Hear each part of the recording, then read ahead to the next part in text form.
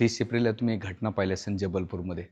एक दुर्घटनेमध्ये तिथे त्या बोटीमध्ये बरेच जण मृत्यू पावले त्या पाण्यामध्ये. त्याच्यामध्ये एक घटना पाहिली असेल, ती म्हणजे आईनं आपल्या बाळाला नाही सोडलं. हे व्हिडिओ बनवताना किंवा व्ह्यूज किंवा लाईक किंवा शेअर करण्यासाठी मी हे व्हिडिओ बनवत नाही. ह्या व्हिडिओच्या मागचा माझा एकमेव उद्देश आहे, की जगामध्ये जे खरं प्रेम आपल्याला पाहायचे असेल, समजून घ्यायचं असेल, तर ते प्रेम आईच्या ह्याच्यामध्ये असतं.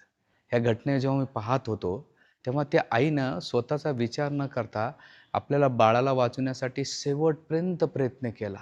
हं. जसं-जसं पाण्यात ती बुडत असताना स्वतःपेक्षा त्या बाळाला वाचवण्यासाठी प्रयत्न केले. पण त्याच्यामध्ये ती केवळ अपयशी झाली.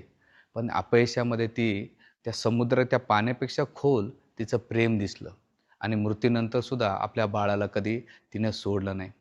म्हणून वास्तविक ह्या जगामध्ये कोणी खरं प्रेम करणारं असेल ना, आई-बापांनो, ती म्हणजे आपल्या आई आणि माता-पिता आहेत. आई-वडील आहेत. कधीतरी आपण आपल्या जीवनात जिवंत व्यक्ती असताना आपल्या माता-पित्यांना नाही का आपण प्रेमानं बोललं पाहिजे, त्यांच्याशी व्यवहार केला पाहिजे, त्यांना मिठी मारली पाहिजे आणि हेच प्रेम आपण आपल्या जिवंतपणे अनुभव घेतले पाहिजे.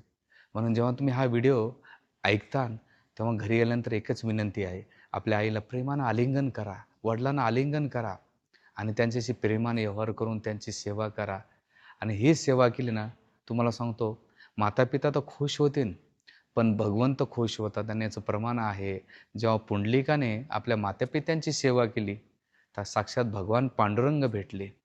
तर आपल्याला आध्यात्मिक जीवन पण फायद्याचं होतं आहे आणि भौतिक जीवनामध्ये सुद्धा ते आपल्यात जो सुख आहे आणि खरं प्रेम पाहिजे ते आपल्या मातापित्याच्या प्रती भेटते.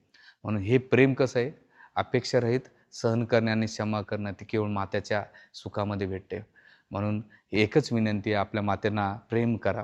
आणि जसं ह्या घटनेमध्ये एक पाहिलं की त्या आईनं मुलाच्या प्रती जी संवेदना आणि प्रेम दाखवलेले, तर त्या दोघांना मायलेकांना माझ्याकडून भावपूर्वक श्रद्धांजली.